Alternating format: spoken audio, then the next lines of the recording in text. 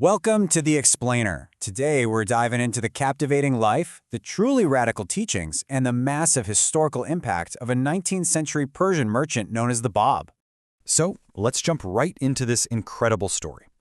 We're going to be asking how a young man's incredibly brief 6-year mission completely revolutionized the social and religious landscape of the Middle East. Picture this. It's 1844, and a 25-year-old merchant from a Persian city of roses sparks a movement that literally shook an empire and birthed a global faith. I mean, how exactly did he pull that off in just 6 years? That's the fascinating puzzle we're going to unpack for you today. Section 1. The City of Poetry. Shiraz's Splendor. To really understand the man, we first have to understand where he came from. And there's a profound sensory contrast here, because Shiraz was famously known as a city of love, roses, and poetry. Born into a middle-class merchant family back in October 1819, the young Sayyid Ali Muhammad grew up surrounded by just the absolute splendor of this tranquil place.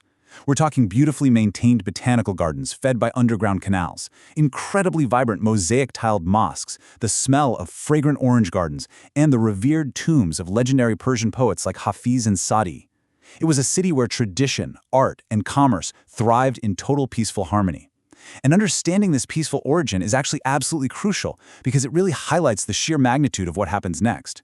Out of this super tranquil, highly traditional city of roses comes a figure who would completely upend the deeply entrenched religious and social norms of his time. He set off a chain of events that would honestly change history forever. Section 2. The Gate Opens. A Profound Night. Let's fast forward to the spring evening of May 23, 1844. After this really profound overnight conversation with a young seeker named Mullah Hussein, the young merchant claimed a massive new title. Mullah Hussein was just astounded to find all the characteristics of a promised one in his host, and the young man declared himself to be the Báb, which translates to the gate in Arabic. Now, in traditional Islamic thought, this word had a very different context, usually referring to an intermediary. But he completely redefined it. He claimed it meant he was the spiritual gateway, the herald preparing the world for a future messianic figure, a promised one who would be even greater than himself and who would eventually usher in an age of global unity and peace. Section 3. A Radical New Vision. 3 stages. Producing over 500,000 verses in just 6 years. And mind you, without any formal theological education, the Báb introduced a breathtakingly progressive religious and social framework.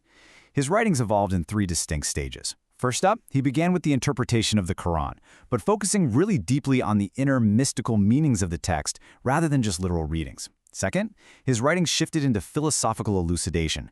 This is where he explained the very metaphysics of creation and the dynamic nature of religion. And finally, the third step, legislative pronouncements. Here, he made the monumental and frankly highly dangerous move of explicitly abrogating old Islamic laws to establish an entirely new religious order. This is a crucial point for us to understand today. He taught that religion wasn't just a static set of rules. No, it was a continuous, evolving process that advances right alongside humanity's own development. It's a surprisingly modern lens for the 1840s, right? And his teachings were exceptionally radical for 19th century Persia. We're not just talking about tweaking existing traditions here. He laid the groundwork for a complete societal transformation. For instance, he explicitly called for improving the status of women, which was a massive departure from the norms of the time, and placed him directly at odds with Orthodox leaders. He essentially abolished the priesthood and clergy altogether, arguing that humanity had reached a level of maturity where individuals just needed to independently investigate the truth for themselves without relying on religious middlemen. I mean, imagine the courage it took to announce that in his society. He also laid down commands for preserving the environment and keeping rivers unpolluted, recognizing nature as a mirror of the divine. He pushed for modernizing education by eliminating archaic topics in favor of the natural sciences. He even completely restructured time itself. He introduced a brand new calendar consisting of 19 months with 19 days each. Section 4. Opposition and Exile. A Growing Movement. So naturally, a message empowering the poor, elevating women, and directly abolishing the power structure of the clergy? Yeah, that sent immediate shockwaves of panic through the Orthodox religious leaders and the state. Following his geographic journey, it's really clear how desperately the government tried to extinguish his influence. It all starts in 1844 with his declaration in Shiraz. By 1846, to kind of quiet the controversy, he's banished to Isfahan. But his popularity there only soared as he publicly debated the local clergy. So the state exiled him to these freezing, remote mountain prisons like the Manku Fortress in 1847. But the movement just could not be stopped. In 1848, his followers gathered at the Conference of Badisht, where they formally broke with Islamic law. Finally, realizing that banishment was only adding fuel to the fire, the authorities ordered his execution in Tabriz in 1850. Section 5. The Firing Squad. July 9, 1850. This brings us to one of the most dramatic, widely documented public executions in modern history. Suspended by ropes against a wall in the Barrack Square in Tabriz, alongside a devoted young follower named Anis, the Báb faced a massive firing squad of 750 soldiers. Thousands of people crowded the rooftops to watch, totally expecting this to be the definitive end of a troublesome movement. But here is where the historical accounts take a stunning turn. When the smoke and dust from that first volley of 750 rifles finally cleared, the crowd literally gasped. The ropes holding them had been completely severed by the bullets, but the Báb had vanished.